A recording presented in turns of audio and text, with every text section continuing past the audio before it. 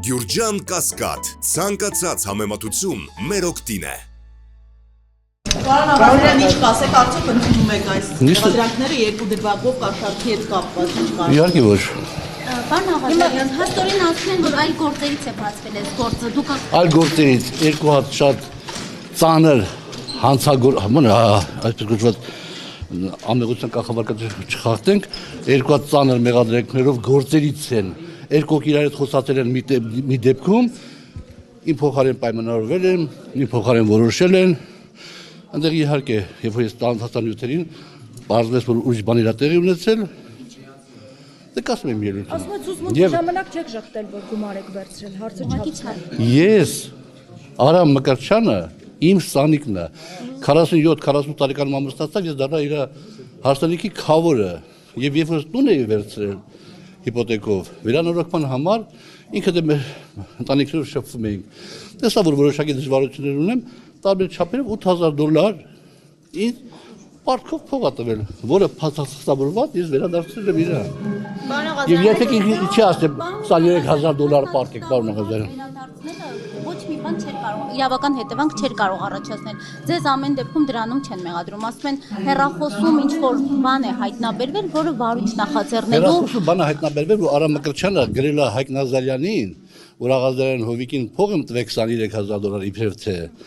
եւ ինքը չի արել այդ գործը, փողը հետ չի տալիս։ Արամ Մկրտչյանը մի քանի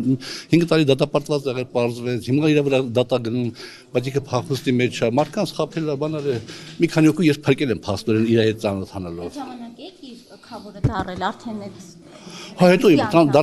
դարան քավոր հետո նոր իմացանք, որովհետեւ արդեն որ շփումների ժամանակ Երկրորդն էլ է կարծես այլ քրեական գործից։ Այո, դա էլ քրեական գործով է։ Այդ բանը վարորդական իրավունքների հետ կապված հայտնի գործ է էլի մոտ կարծեմ 50-60 քաղաքացու անօրինական վարորդական իրավունքներ են տրամադրել եւ այդ գործով հակագործություն կոմիտեն լսել է այդ մարդկանց հեռախոսած դրույթը եւ այդպես փորձվել է որ իմ անունը տվել են։ Պարոն Աղազարյան, Ես պիտի գնամ նես,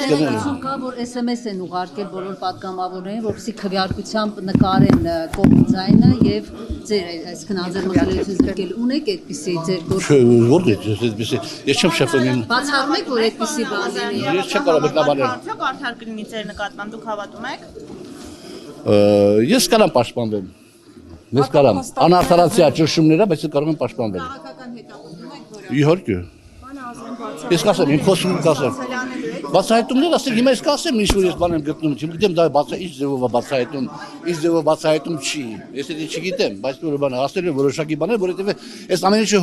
օծից չընկա։ Ինչ որ հիմք կա, չէ, ինչ որ պատճառ կա, չէ որ ես հայտնվել եմ այս վիճակում։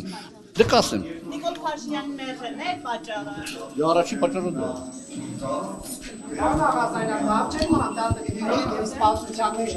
Բայց ձեր նմաներին ով պաշտպանի, բա որ ես չպաշտպանեմ, եթե պատգամավոր չկարանամ ինձ պաշտպանեմ, բա դուք ոնց եք պաշտպանելու վաղանիսը։ Ես բոլորի ծառան եմ, եւ պարտավոր եմ ինքս ինձ պաշտպանել, որպեսզի պաշտպանության նաև պաշտպանեմ ուրիշներին։